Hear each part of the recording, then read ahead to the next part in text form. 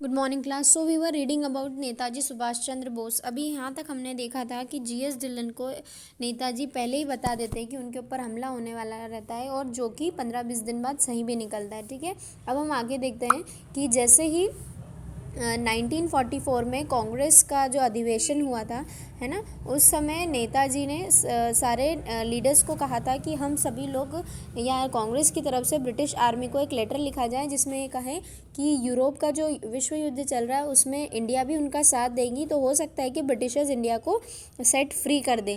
लेकिन सभी लोग सभी लोग उनकी बात मानने से इनकार कर देते हैं और कोई भी उनकी बात नहीं सुनता है।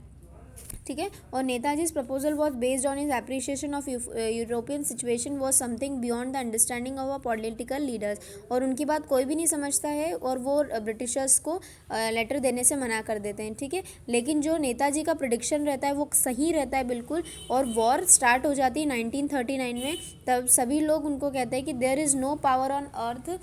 तब नेताजी कहते हैं कि धरती पर ऐसी कोई भी शक्ति नहीं है जो भारत को एनस्लेव यानी कि अपने ऊपर हुक्म चलाने पर मजबूर कर दे, और इंडिया बहुत ही जल्दी फ्री हो जाएगा और हमेशा फ्री ही रहेगा।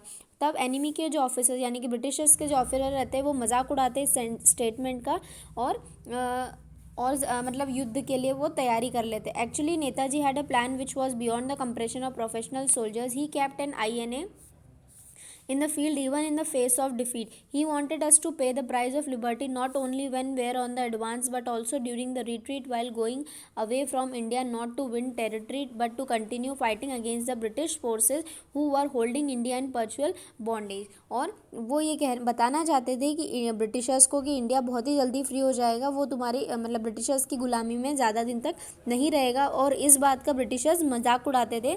और जब विश्व युद्ध चल रहा था यूरोप का, तो ब्रिटिशर्स की आधी आर्मी वहाँ चली गई थी, इसलिए नेताजी को ये विश्वास हो गया था कि अब जल्दी ही जो भारत है वो आज़ाद हो जाएगा। लेकिन बहुत सारे लीडर्स उनकी बात मानने से इनकार कर देते हैं, वरना भारत को आज़ाद होने में इतना टाइम नहीं लगता।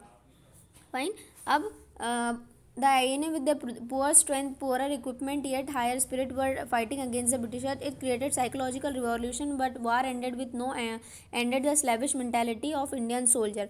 अब जब विश्व युद्ध चल रहा था, सभी देश आज़ाद हो रहे थे, तब भारत के भी कहीं ऐसे जगह थी जैसे लखनऊ है, कलकत्ता और लाहौर में जंग छिड़ गई थी कि अब हमें भी हमारा देश आज़ाद चाहिए। तब एक युद्ध होता है, तभी सभी लोग तैयारी कर लेते हैं और ब्रिटिशर्स को ये लेटर भिजवा देते हैं कि अब 6 महीने के अंदर 6 मंथ्स के अंदर आप हमारा जो इंडिया है वो फ्री कर दें और यहाँ से चले जाएं। ठीक है, लेकिन फिर भी ब्रिटिशर्स नहीं मानते हैं। तब जो ब्रिटिशर्स की आर्मी थी जिसको इंडियन नेशनल आर्मी के नाम से जाना जाता था, उसको सुभाष चंद्र बोस ने उसका पूरा टेक ओवर कर लिया था। उसके सोल्जर्स को रिफॉर्म करके उसको इंडियन आर्मी बना लिया था। जो हमारे देश में अभी इंडियन आर्मी है उसका जन्म सुभाष चंद्र बोस जी के द्वारा ही हुआ था। ठीक है, और एक फील्ड मार्शल थे क्लॉड ऑलिनलेक, जिन्होंने ये लिखा हुआ भी था एक दीवार पर, अपने दोस्त को भी बताया था कि अब इंडिया को फ्री होने में ज़्यादा टाइम नहीं लगेगा।